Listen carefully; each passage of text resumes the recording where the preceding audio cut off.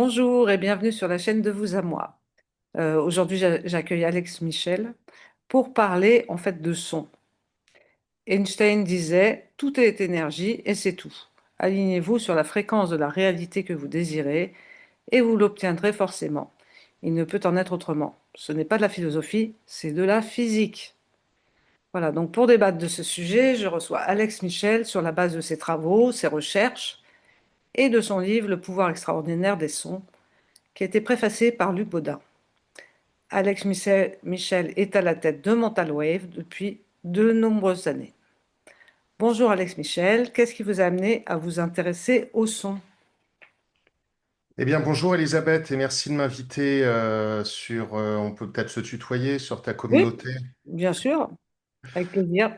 Et voilà, donc merci de m'avoir invité. Bah écoute, qu'est-ce qui m'a amené au son?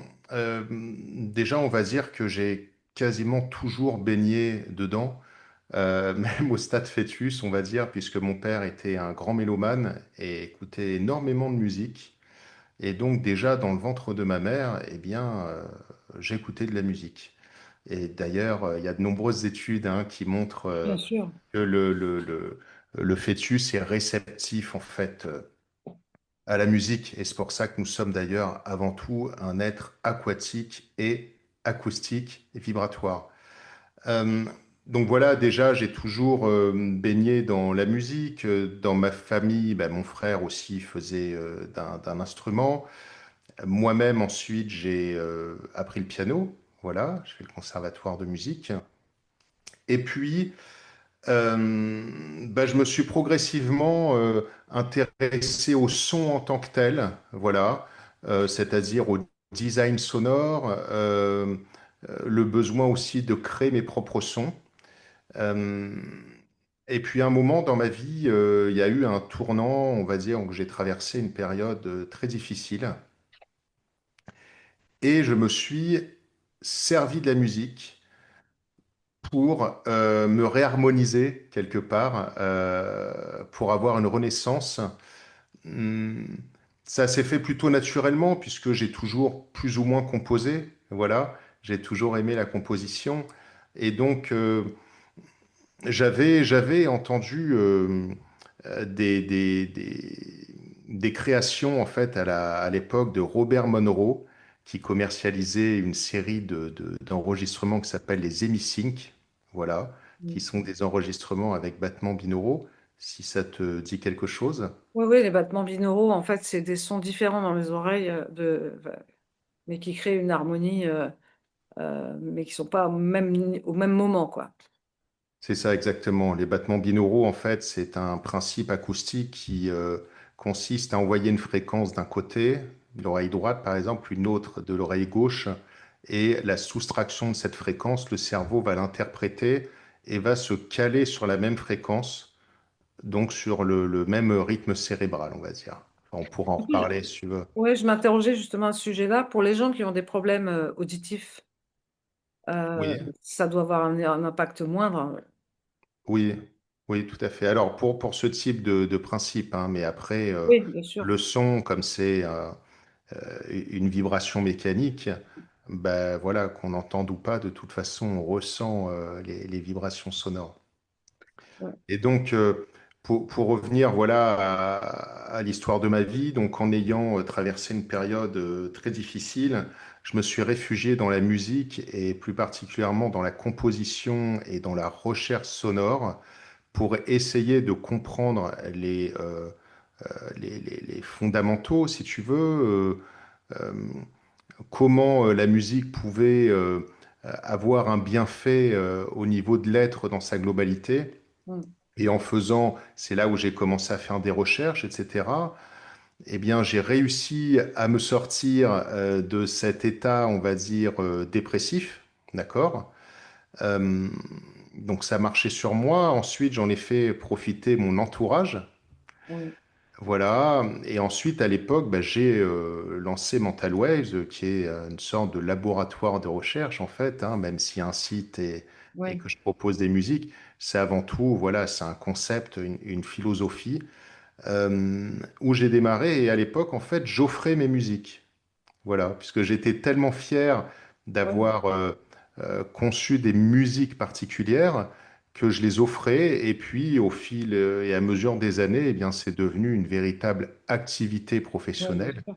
Mm. Voilà, donc c'est monétisé forcément pour en vivre. Et donc voilà, c'est tout ce cheminement, si tu veux, qui m'a fait m'intéresser au son. En dehors de ça, je m'y suis toujours intéressé, puisque j'ai travaillé aussi dans la presse musicale spécialisée, euh, Oui. une presse qui s'adresse aux compositeurs, aux ingénieurs du son. Tu vois, donc j'ai toujours fait de la musique en fait. Donc ça, le son n'est pas nouveau pour moi. Dans ton livre, d'ailleurs, tu parles de ton parcours. Alors moi, j'ai été beaucoup touchée, mais voilà, je vais laisser les gens le découvrir. Mais c'est vrai que ton parcours m'a touchée. J'ai trouvé aussi que il y a beaucoup de poésie dans la manière dont tu abordes les choses. Ben, finalement, les mots ont aussi une musique, hein. Donc ça touche aussi le cœur des gens, je pense, la manière dont les mots sont agencés. Donc voilà, je voulais te le dire parce que je trouvais que c'était très Merci. important. Ben, c'est volontaire, hein. C'est volontaire d'avoir employé beaucoup de métaphores. Mm. Pourquoi? Pour expliquer notamment les notions spirituelles. D'accord? Parce que tout ce qui est scientifique, alors dans le livre, en fait, je retrace l'histoire des vibrations de la musique à travers les âges Oui, et même à travers déjà au commencement de l'univers. Parce que pour beaucoup de théoriciens, c'est la vibration qui a donné naissance à l'univers. au Donc Big Bang. la vibration était présente avant la lumière. D'accord? Oui, Ensuite, j'explique ben, que si tu veux, dans les différentes traditions, les différentes spiritualités, la musique et le son a toujours été omniprésent. exact. Voilà. Et là, il y a énormément de recherches sur le sujet, et notamment les hindous qui ont toujours d'ailleurs cette croyance du chant Om, qui est le son primordial de la création de l'univers. Oui, Donc chez les hindouistes, chez les bouddhistes, c'est la même chose. Dans le christianisme, c'est aussi la même chose. Voilà, dans beaucoup de traditions, en fait, il y a toujours cette notion de rapport avec le son. oui, Euh, que ce soit pour des cérémonies, mais que ce soit aussi dans le cadre de prières, de tout un tas de choses. Voilà, et on a toujours employé le son pour la guérison, entre guillemets. J'aime pas trop utiliser ce terme, puisqu'on n'est pas dans le oui, médical. bien sûr. Je comprends. Euh, mais on veut dire, enfin, on va dire que la philosophie de ce livre, c'est que je vais expliquer que le son. Alors, pourquoi extraordinaire? Déjà, le pouvoir extraordinaire des sons, le mot extraordinaire est totalement assumé. Pourquoi? Parce que pour moi, c'est le seul outil qui a un impact sur tous les niveaux de l'être. Oui, D'accord? Sur l'ensemble de l'être, on pourrait dire que c'est une sorte de médecine holistique, c'est-à-dire au niveau du mental. On oui. sait que le son, par exemple, peut ralentir le rythme cardiaque, a aussi un impact sur le cortisol, Le donc stress, pour réduire le stress, un impact aussi sur le mental, c'est-à-dire que certains sons vont agir sur les ondes cérébrales, et les ondes cérébrales sont nos états de conscience. bien sûr. Voilà. Au niveau émotionnel, d'accord? Il suffit de voir, par exemple, le meilleur exemple, c'est dans un film, tu vois, Bien sûr. selon la musique, et d'ailleurs, selon le compositeur, parfois, ça donne une toute autre ambiance du film. Si la Exactement. musique est nulle, souvent, ça peut être déceptif pour certains. Mais ou tout simplement une musique où vous allez avoir des larmes, vous allez avoir la gorge serrée, enfin voilà, donc ça a un Bien sûr, impact sur la les musique émotions. accompagne toutes les émotions, qu'elles soient violentes ou douces ou nostalgiques enfin, voilà, toutes sortes d'émotions. Ça prend aux tripes, enfin ça prend dans le corps en fait. C'est là où on voit qu'on est composé de beaucoup d'eau parce que on sait que la musique joue sur l'eau, enfin les ondes, les vibrations, tout ça, ça joue sur l'eau et notre corps étant composé de au moins 70% d'eau, il est réceptif et il vibre aussi au son, le corps. On voit quand on va dans un concert, qu'on a les enceintes pas très loin, enfin, le corps, voilà, quand c'est des basses, il y a tout qui vibre. C'est ça. Alors, il peut aussi y avoir un impact, si tu veux, même sur les sons qu'on n'entend pas. Ce n'est Mm. pas parce que c'est un son qui n'est pas audible qu'il n'a pas d'effet. Alors, comme tu le dis, c'est très intéressant parce qu'on va dire que c'est une notion basique, même physique, pour les gens qui sont sceptiques sur le son, parce que c'est tout à fait normal hein, Oui, d'être sceptique sur certaines notions. Effectivement, si tu veux, le corps est en moyenne constitué à 70% d'eau, et ce qu'il faut savoir, c'est que l'eau transmet 4 fois plus les vibrations que l'air. mm, 4 fois plus.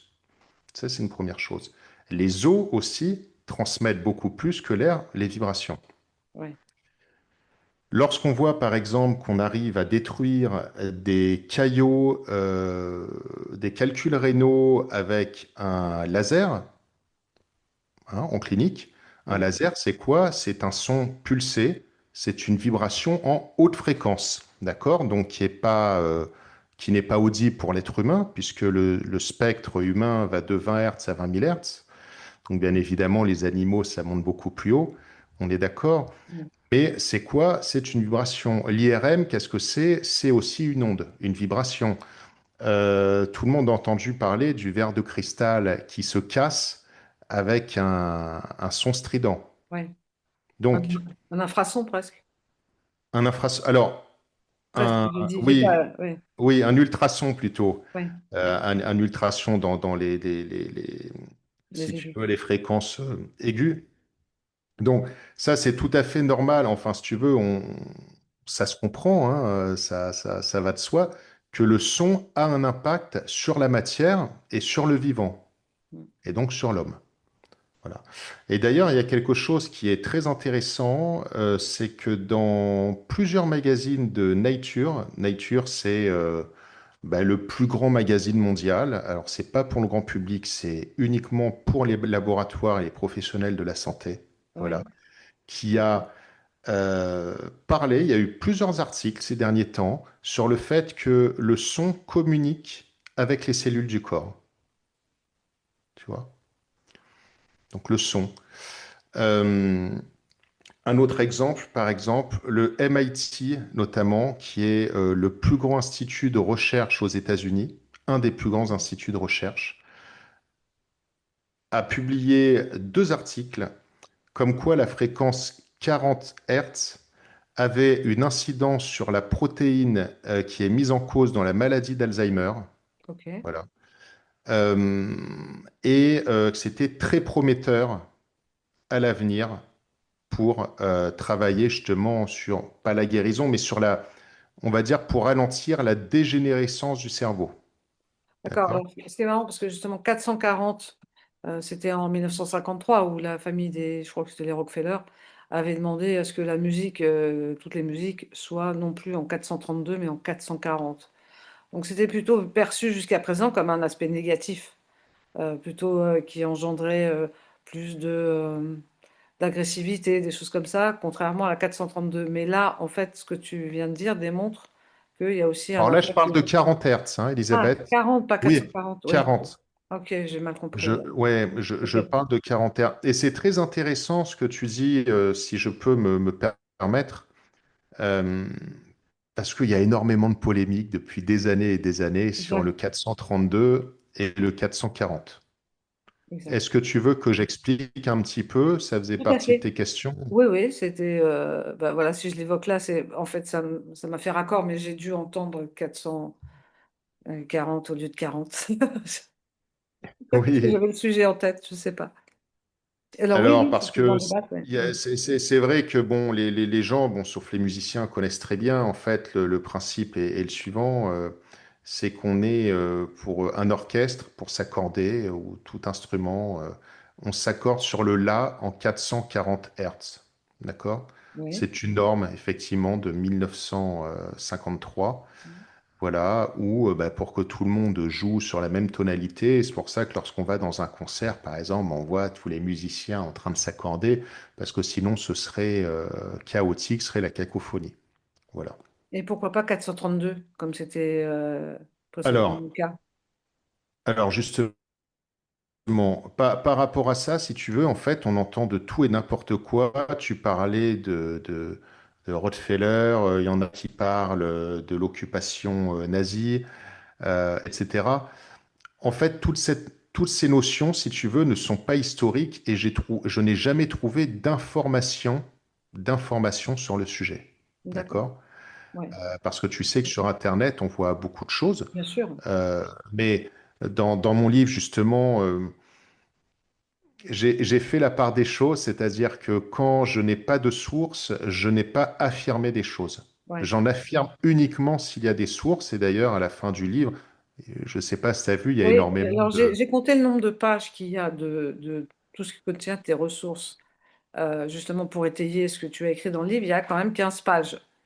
15 pages de ressources. Donc voilà, tu as vraiment étayé toutes tes affirmations avec des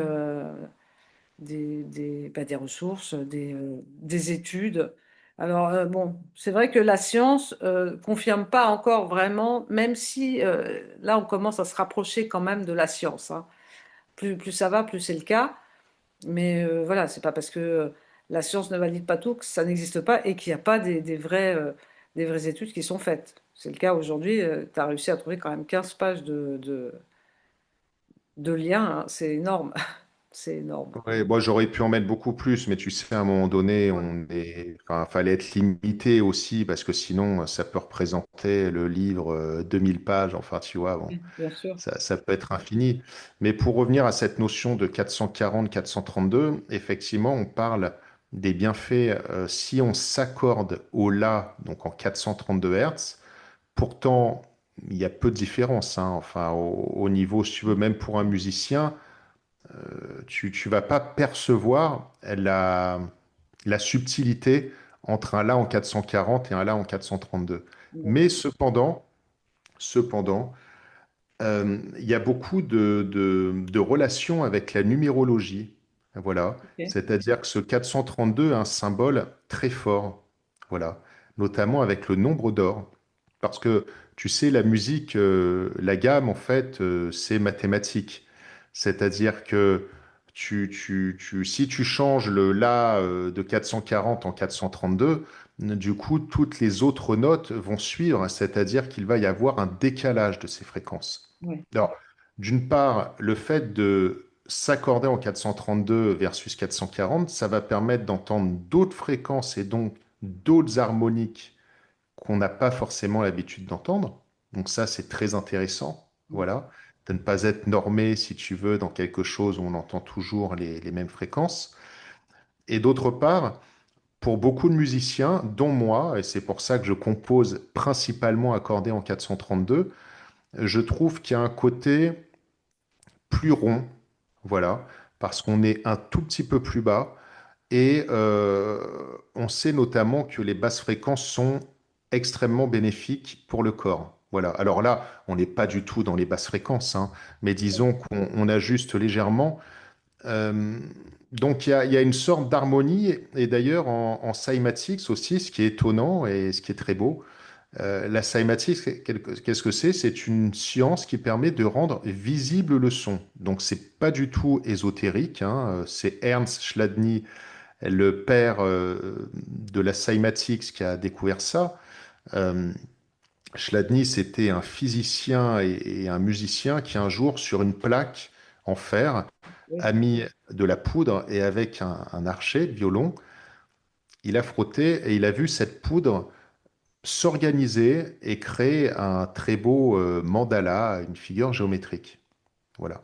C'est ça qui a donné naissance à la cymatics. Et ce qui est extraordinaire, c'est qu'en fonction des fréquences que l'on va gratter ou que l'on va émettre sur une plaque, on va voir cette poudre se réorganiser et créer des motifs toujours symétriques. Et ce qui est dingue, c'est que en fonction de ces fréquences, on a toujours le même motif. c'est fou, Voilà. hein. Donc ça, c'est intriguant et ça permet de matérialiser euh, le son, Bien sûr. voilà, et surtout de démontrer que ça organise, désorganise la matière. Et plus tard, tu as Hans Jenny qui lui a fait les mêmes expériences, mais sur d'autres matériaux, sur de l'eau, sur une sorte de pâte à modeler, sur tout un tas de choses. Voilà, donc c'est des études qui continuent encore. Euh, C'est vrai qu'on et parle donc, beaucoup de Masaru Emoto, ses expériences sur l'eau, sur la glace, sur le riz, voilà. Mais c'est vrai qu'il y en a énormément d'autres qui ont fait des expériences qui méritent tout autant d'être connues. alors voilà, là c'est très intéressant ce que tu dis, parce qu'en plus, moi j'avais envoyé mes musiques à faire analyser à l'Institut Emoto en Allemagne, hein, qui ont un laboratoire. Et voilà justement cette différence entre un accordage en 440 et en 432, on se rend compte que les cristaux d'eau ne sont pas du tout les mêmes. C'est-à-dire, Emoto, qu'est-ce qu'il a fait? Il a fait des expériences sur des cristaux d'eau où il va mettre de l'eau donc à très basse température et il a démontré qu'en fonction de ses pensées, de l'intention, eh bien, l'eau, comme il a une mémoire, euh, eh bien, va se solidifier de manière différente. Voilà. Et dans la musique, il a fait aussi des expériences avec des musiques très agressives, voilà, du type hard rock, mais un peu satanique, tu vois, ça existe, hein. Et là, c'était complètement chaotique. Et en revanche, des musiques où il y avait une vraie intention d'amour, eh bien là, ça formait des cristaux, pareil que de la cymatics, vraiment symétriques et d'une beauté incroyable. Voilà. Et on se rend compte qu'en 432 et en 440, que ce soit en cymatics ou que ce soit en mode Emoto, Cristodo, eh bien, on a quelque chose de plus harmonieux. Voilà. Alors là, c'est pas une croyance, on y croit ou on n'y croit pas, si tu veux. Il suffit de voir, là, plus rationnel que ça, si tu veux, tu meurs, quoi. Ouais. Euh, voilà, donc ce qui démontre, encore une fois, que le son a un impact et, euh, et par rapport donc à ta question initiale du 440, 432 versus 440, ben, il y a une sorte d'harmonie qui est différente avec le 432. Bien. Donc il y a quand même, voilà, ça a une incidence. Et, C'est ça. et en même temps, on ne sait pas, voilà, s'il y a une volonté particulière de rehausser, voilà, ça on ne le saura jamais, hein, parce qu'il n'y a pas de preuve de ça, comme tu l'as précisé. Enfin, en tout cas, pas à notre connaissance, quoi. C'est vrai. Alors, en fait, quand on parle de sons, il y a différentes terminologies, parce qu'il y a les sons, les fréquences, les ondes, les oscillations sonores, euh, la résonance, comme la résonance de Schumann. Comment on peut les différencier? Est-ce qu'elles ont toutes des singularités personnelles, quoi? Oui. Alors, dans mon livre, je parle beaucoup de fréquences. Alors déjà, ce qui différencie d'un son, une musique, c'est une suite de sons, hein, tout simplement. Et un bruit, on va dire que c'est quelque chose d'aléatoire. Et c'est pas forcément d'ailleurs néfaste le bruit, hein, puisque la Oui, j'ai mer, le vu son de la mer, que tu le invites les son de gens la mer, d'ailleurs. c'est un bruit, tu Exact. vois. Tu invites même les gens à se familiariser avec les bruits qui peuvent même être désagréables. En fait, c'est aussi une manière de les accepter. J'ai trouvé ça intéressant, cette vision des choses, parce qu'en fait, normalement, les bruits désagréables, voilà, on n'a pas envie de les entendre, quoi. C'est Mais, vrai. Et donc, moi, ma philosophie, si tu veux, dans le livre, je ne parle pas de musicothérapie traditionnelle. Quand je parle musicothérapie, c'est passif, pas actif, parce que active, c'est en pratiquant un instrument ou en chantant avec les phonèmes, etc. Mais tu vois, la musicothérapie traditionnelle passive va s'appuyer sur une structure de composition de morceaux, d'accord? Mhm. Or, moi, ma philosophie, c'est que ce n'est pas la musique. Alors, ce n'est pas uniquement la musique en tant que telle, la construction d'un morceau qui a un impact, mais ce sont les fréquences avec lesquelles elle a été conçue. D'accord. Chaque note, si tu veux, chaque instrument, lorsque tu fais une note, tu as une fréquence. Tu as la fréquence fondamentale. Donc, prenons par exemple le La, on disait, un accordage en 440 Hz, par exemple. Tu appuies sur le La du piano, le La du diapason. Tu as du 440, mais derrière, tu as tout un tas d'harmoniques. D'accord? C'est jamais brut, sinon c'est une sinusoïde et c'est pas très agréable à écouter. Mais si on voulait une fréquence pure, Dans l'absolu, c'est une sinusoïde. Euh, Ma philosophie est la suivante, c'est que si on parle de fréquence et de vibration, on est obligé de s'intéresser donc à ces fameuses fréquences et non pas à la musique en tant que telle, Oui, puisque ce sont ces fréquences qui vont avoir un impact bien au sûr. niveau de l'aide dans sa globalité. Tu vois, lorsque je te parlais des études sur le 440 Hertz, sur 40 Hertz, pardon, pour Alzheimer, on parle de 40 Hertz. Tu vois, on ne parle pas de 39,5 ou de Exactement. 40,5. On parle de 40 Hertz. Euh, donc voilà, donc c'est les fréquences, le son est on va dire, une fréquence mécanique, d'accord? Euh, Ces fréquences,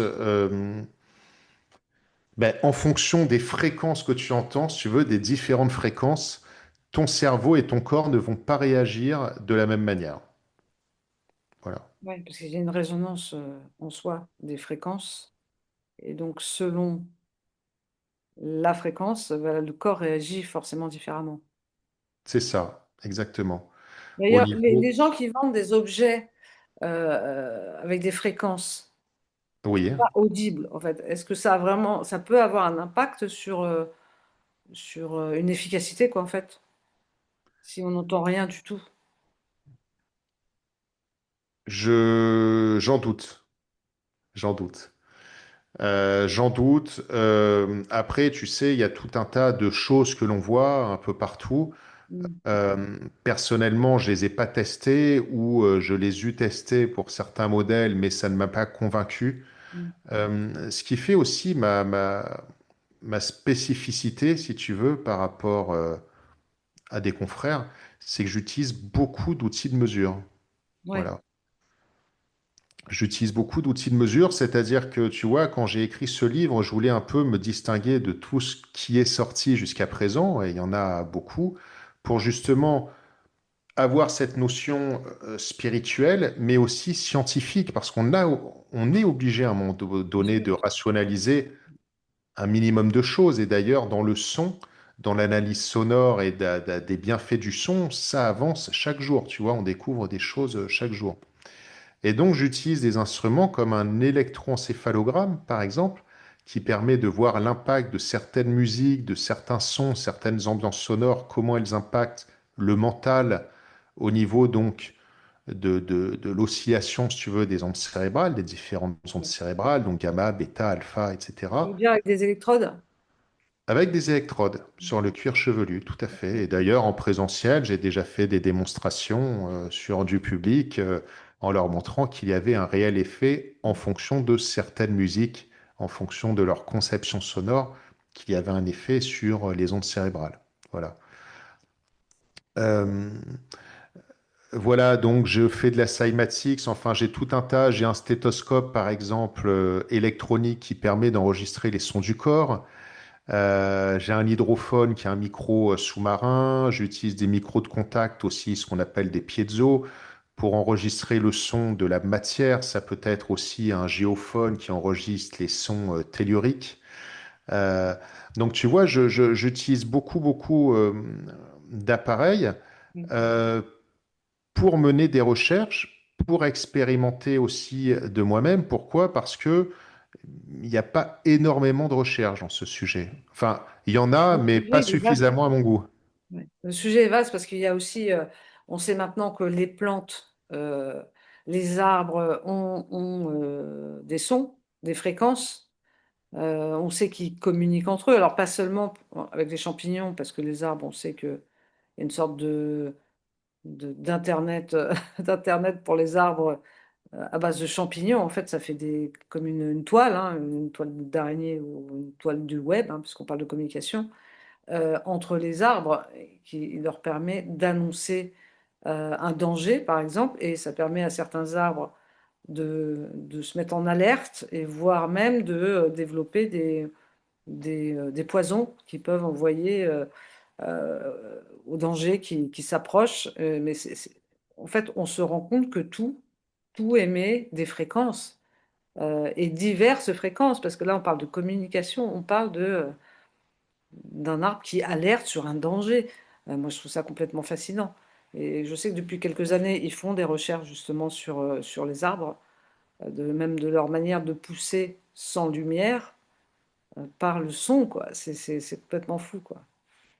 Oui, tout à fait. D'ailleurs, il y a un collègue qui s'appelle Renaud Ullmann qui fait des recherches beaucoup sur les végétaux. Il y a eu ce fameux documentaire, L'intelligence des arbres, où, comme tu dis, un véritable réseau Internet sous terre où les arbres communiquent. Oui, et c'est en fait, il y a des micro-courants électriques comme le cerveau humain, où on a un micro-courant électrique 24 sur 24, toute notre vie jusqu'à la mort cérébrale, hein, forcément, euh, qui agit sur nos ondes cérébrales et nos différents états de conscience.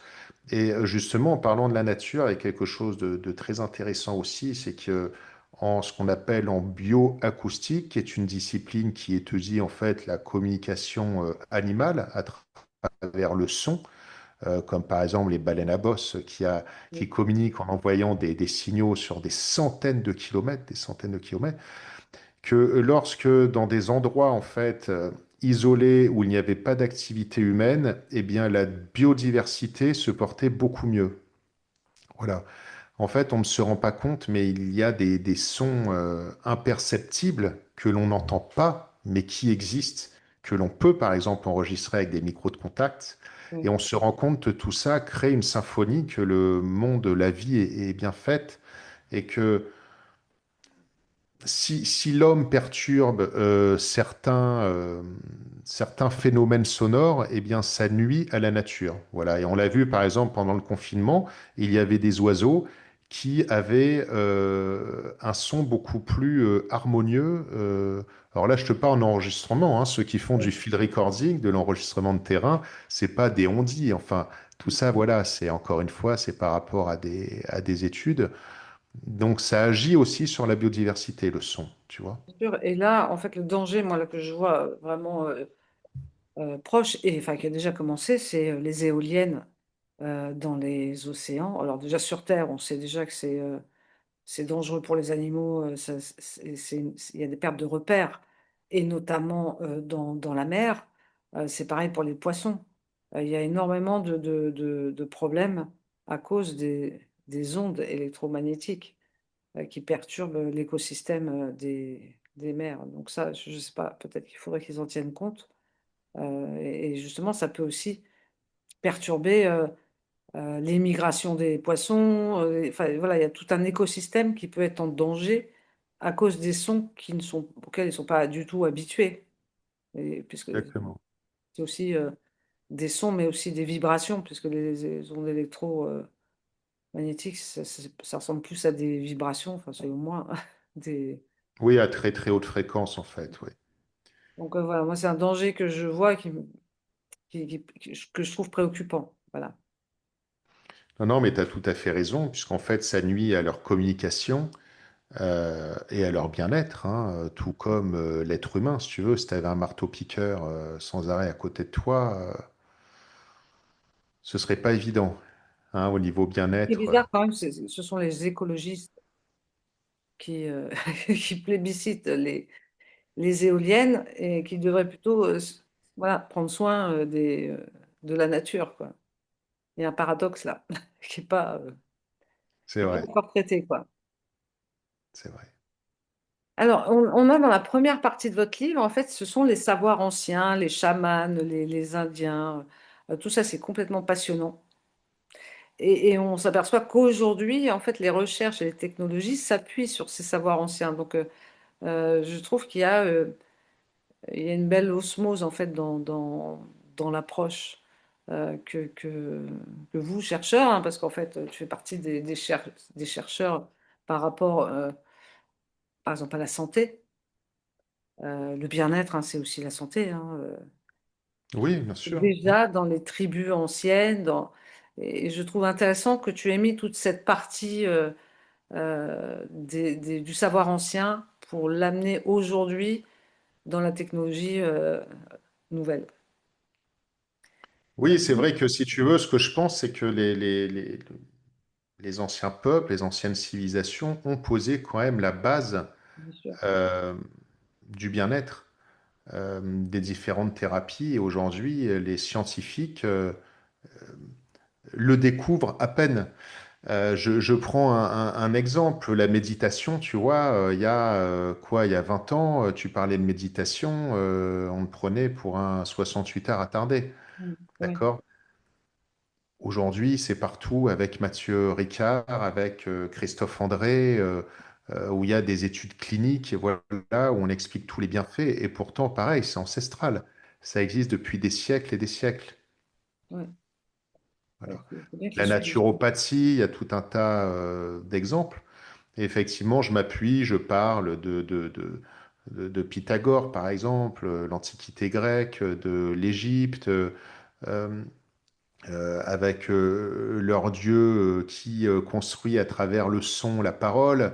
Voilà, c'est vrai qu'on retrouve des similitudes, si tu veux, quand même frappantes, et aux quatre coins du monde. Par exemple, les chamans, où qu'ils soient dans le monde, ils tapent tous avec un tambour entre 4 et 6 battements euh, par seconde qui correspond justement aux ondes alpha, tu vois, et sans avoir communiqué à l'époque entre eux.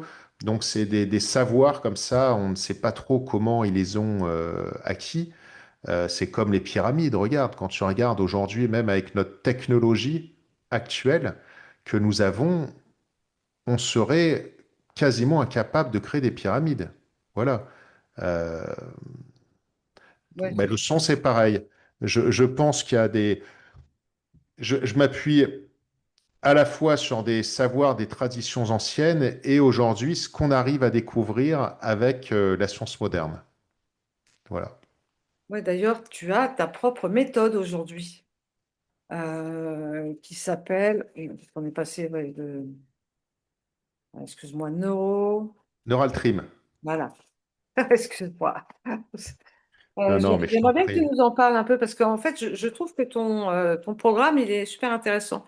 Alors, pour les gens qui nous écoutent forcément, dans le livre, il y a un moment, bon, c'est plutôt à la fin, où il s'agit d'expérimenter et de peut-être se créer une routine, d'utiliser les sons. En fait, tu offres 5 QR codes avec des sons différents parce qu'il y a tu entends parler là, des ondes θ, Des alpha, ondes alpha, θ, la vibration de Schumann. exactement. Donc, Schumann, pour ceux qui ne savent pas, c'est la vibration de la Terre. D'ailleurs, C'est ça. c'est 632 Hertz. Alors c'est 7,83 Hz exactement, avec différentes harmoniques d'ailleurs. Ouais. Euh, et donc, Schumann, ben, c'était un physicien qui, en faisant avec des différents outils de mesure, s'est aperçu qu'il y avait que la Terre, si tu veux, euh, avait une vibration de 7,83 Hz. Voilà, c'est une moyenne, hein, puisque ça Ouais. fluctue évidemment chaque seconde, chaque instant. Donc, c'est une moyenne. Euh, et cette fréquence fondamentale est importante puisque si on ne l'avait pas et si on en est privé, bah, ce serait difficile de vivre. Voilà. Euh, donc effectivement, oui, j'ai tenu dans ce livre à offrir différents audios qui sont accessibles, comme tu dis, à travers des QR codes. Ouais. Euh, Alors, ils font 20 minutes à peu près chacun, et je trouve ça bien pour avoir le temps de se poser et de le faire. Mais tu as quand même un protocole pour chacun. C'est bien fait, en fait. Je trouve que même si ça paraît court, je trouve qu'on peut vraiment expérimenter avec ces 5 QR codes des choses différentes selon son état d'esprit. Donc voilà, il faut se poser avant pour savoir dans quel état d'esprit on est. Mais voilà, moi je l'ai fait avant de faire avant de faire l'interview pour pouvoir voilà, me poser. Et j'ai fait celui où il y avait euh, pour avoir une communication sincère. Donc j'ai fait celui-là avant de commencer parce que Excellent. c'est ce qui me semblait correspondre à la situation. Mais voilà, je pense Eh que oui, pour parce chacun, que Parce que la pratique, c'est bien, enfin la théorie, c'est bien, mais la pratique, c'est mieux. Tu vois, c'est pour ça que j'ai tenu justement à expliquer un petit peu tout sur le pouvoir du son. Oui. Voilà, en quoi ça avait un impact réel, euh, mais aussi de pouvoir expérimenter à travers différentes musiques vibratoires. Et tu me demandais donc Neural Trim. Neural Trim, c'est un procédé que j'ai mis en place depuis maintenant quelques années, qui est plus efficace que les battements binauraux dont on parlait en début d'interview. C'est-à-dire D'accord. que les battements binauraux, en fait, c'est très, très, très, très ancien. D'accord? C'est un principe très ancien qui a... Les gens, en fait, n'ont, je ne sais pas pourquoi, personne s'est intéressé à développer quelque chose de différent. Et moi, en fait, avec mes bases, mon savoir-faire, si tu veux, en ingénierie sonore, en sound design, ben, j'ai travaillé sur un autre système psychoacoustique, neuroacoustique, d'accord? Donc la relation du son des stimuli sonores sur le cerveau pour avoir quelque chose de plus performant et surtout qui fasse effet même si on l'écoute pas au casque. Parce que les battements binauraux Oui. fonctionnent à condition qu'on l'écoute au casque. Et à condition d'avoir deux bonnes oreilles. Voilà, exactement. Donc là, si tu veux, voilà, il n'y a pas besoin forcément d'écouter au casque, même si c'est toujours mieux parce qu'on est un peu isolé, si tu veux, du brouhaha extérieur, on est vraiment immergé.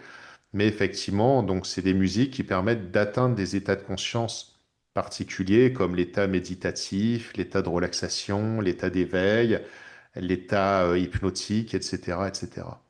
Voilà. En utilisant des stimuli sonores, de la modulation de fréquence, enfin tout un tas de termes que j'expliquerai pas puisque ton audience n'est pas spécialiste, tu vois. Oui, oui, et puis voilà, chacun. Déjà, commençons par le livre parce que franchement, il est très riche, hein. Il est très riche. La dernière partie, c'est beaucoup sur comment on peut l'utiliser pour soi, comment on peut utiliser pour soi les sons de manière spirituelle ou physique. Donc ça, c'est très intéressant aussi, toute cette partie. En fait, bon, j'ai aimé ton livre, quoi. Il y a pas, j'ai trouvé que tout était Ah, intéressant. Mais quand on veut expérimenter vraiment, cette dernière partie, elle est assez complète. Après, bon, évidemment, il faut peut-être aller te voir. Enfin, je ne sais pas comment tu procèdes après, comment les gens peuvent aller plus loin. Mais je trouve que ça va même un peu plus loin une première initiation, quoi. Je trouve que c'est... oui, oui, oui, c'est déjà des bonnes bases, ouais. effectivement, parce que des audios, j'en ai composé des. Enfin, j'ai fait des recherches depuis Mental West qui doit avoir 15 ans aujourd'hui. Enfin, bon, j'ai énormément de choses, mais évidemment, dans le livre, je ne pouvais pas parler de toutes les fréquences, je ne pouvais pas. Bon, voilà. Il y a déjà 5 audios qui sont originaux, qu'on ne trouve pas sur mon site, voilà, qui ont été spécialement conçus, ces musiques, pour le livre et pour vivre une expérience immersive, Ouais, alors il y a guidée. même une proposition de pause entre plusieurs écoutes. Enfin, vraiment, voilà, je trouve que les protocoles que tu as mis en place sont intéressants. Mais je te remercie. Merci. C'est sincère. Tu vois, j'avais écouté la musique pour être sincère. Euh, En plus, je pense, alors c'est Einstein aussi, pour revenir à Einstein qui parlait des fréquences, comme quoi la médecine du futur euh, bah, se baserait sur les fréquences. Donc ça, alors Einstein, tout le monde connaît, il, il avait un peu de savoir quand même. Donc je trouve bien qu'aujourd'hui, des gens donnent du crédit à ça. Parce que bon, c'est pas les médecines les plus chères. En plus, ça n'abîme pas, voilà, il n'y a pas d'effet secondaire, enfin, pas que je sache. Non, non. Et, euh, et on avait eu par exemple, Lakowski, je ne sais pas si tu as entendu parler de lui, qui avait fait ce qu'on appelait des holones, des oscillateurs à ondes multiples, qui, euh, qui déjà étaient dans les hôpitaux et notamment à la Pitié-Salpêtrière à Paris, qui soignaient les cancers. Et bon, quand il est décédé, ils ont tout viré. Mais ils s'en servaient déjà à l'époque et c'était à base de fréquences. Donc je pense qu'il y a un vrai potentiel. Peut-être qu'il faut que les pouvoirs publics soient d'accord avec ça, quoi. ou les firmes pharmaceutiques. Je- Oui, bah, tu sais, le problème, en fait, il est simple, parce qu'un jour, on m'a demandé, mais si c'est tellement extraordinaire, pourquoi c'est pas proposé, pourquoi on n'en parle pas plus? Bien sûr. C'est très simple, c'est qu'un son ne peut pas le déposer comme une molécule, c'est-à-dire qu'un laboratoire, pour s'enrichir, dépose le brevet d'une molécule. Sur un son, on ne peut pas, si tu veux, déposer Oui. quelque chose. Mais encore une fois, ça a toujours existé depuis la nuit des temps. J'exagère, mais tu vois, bon, le premier instrument qu'on ait retrouvé, il date d'il y a 40 000 ans quand même, hein. C'était une flûte dans un os de vautour, D'accord. d'aile de vautour. Donc, encore une fois, les traditions ont tout le savoir et aujourd'hui, ben, on découvre petit à petit, on redécouvre les savoirs anciens, tu vois, les pratiques anciennes. Bien Entre sûr. autres, évidemment, il y a des évolutions aussi. Enfin bon, mais c'est très important d'en avoir une connaissance. Ouais. Alors, voilà, ton livre est vraiment très riche. Je ne sais pas si on peut parler de tout, mais il y a en fait tous les aspects. Je crois qu'il y a 5 aspects, donc on va dire physique, mental, je sais plus. Émotionnel, spirituel, énergétique. Donc c'est tous ces aspects-là que traitent tes musiques, et du coup, bah, ça fait de manière holistique, hein. Donc voilà. Pour ceux qui veulent lire le livre, franchement, il est super. Je vous le remontre. Je ne sais pas si on voit bien. Hop, hop, voilà. Oups. Et d'ailleurs, la quatrième de couverture, c'est sympa parce que il est écrit qu'en apprenant à utiliser ces leviers, vous serez invité à harmoniser les 5 dimensions de l'être physique, émotionnel, mental, énergétique et spirituel. Pour vous ancrer, clarifier votre pensée, stimuler votre créativité, activer votre rayonnement, ouvrir un espace de conscience unifié d'amour, réaccorder corps et esprit pour une harmonie intérieure. Voilà, je trouve que ne peut pas dire mieux que ce qui est écrit là, pour résumer un peu ce qu'on peut obtenir de cet ouvrage. Je vais peut-être te laisser le mot de la fin. Il y a quelque chose que j'ai oublié. Non, non, non, c'est parfait, Elisabeth. Cet échange est top, très agréable. Bah écoute, le mot de la fin, je veux dire qu'il faut être plus à l'écoute de son environnement, de ce qu'on écoute. On vit malheureusement une époque où on n'a jamais été autant sollicité par les sons et pourtant on n'écoute pas vraiment.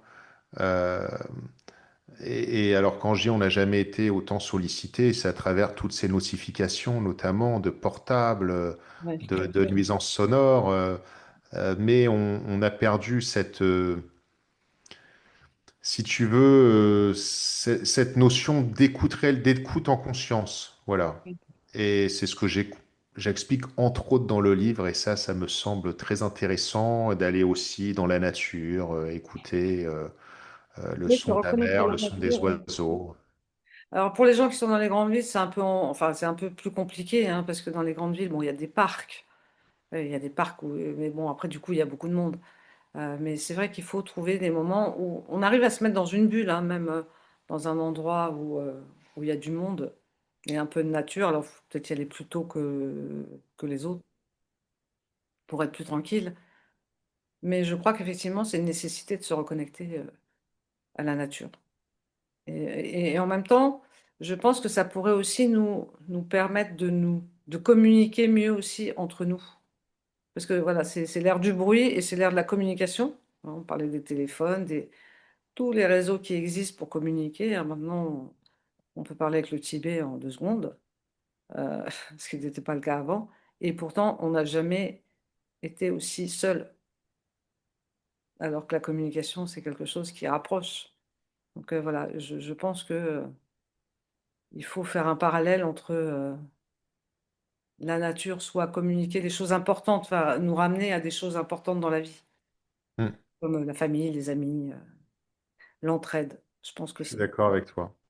nécessaire dans les années qui viennent. Voilà. Merci en tout cas à tout le monde d'avoir suivi cette vidéo jusqu'au bout. Merci Alex Michel d'avoir accepté de répondre à mes questions. Et Avec plaisir. Et je mettrai voilà tous les liens en dessous de la vidéo comme d'habitude. Merci Alex. Merci à toi.